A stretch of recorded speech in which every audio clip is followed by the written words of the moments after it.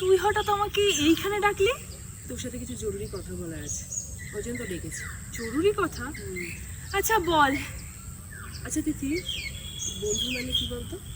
বন্ধু মানে বন্ধু মানে হলো একে অপরের সুখ দুঃখের সাথী, যাকে সবটা বলা যায়।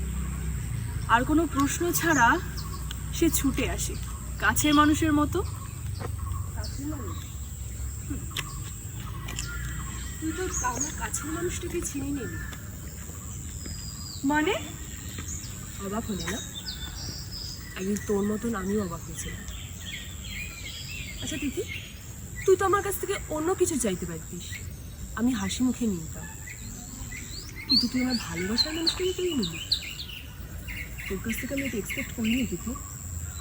ধুর বোকা, তোকে কি কেউ আমার নামে কিছু বলেছে? আমি না তোর বেস্ট ফ্রেন্ড? আর তাছাড়া আমি তো জানি যে তুই আর আকাশ একে অপরকে ঠিক কতটা ভালোবাসিস।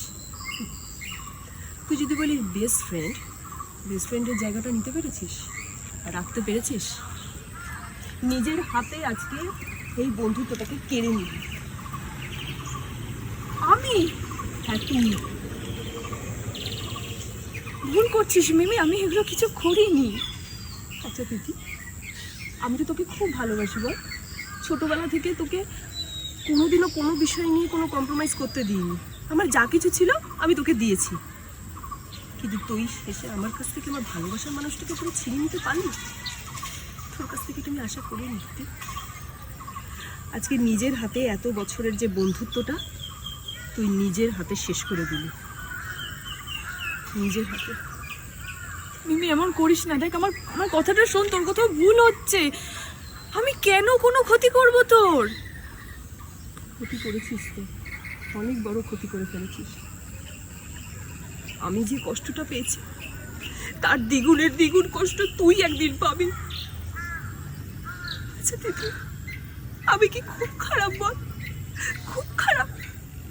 আজকে যে কাজটা আমার সাথে করলি, ভালো করলি না কিন্তু।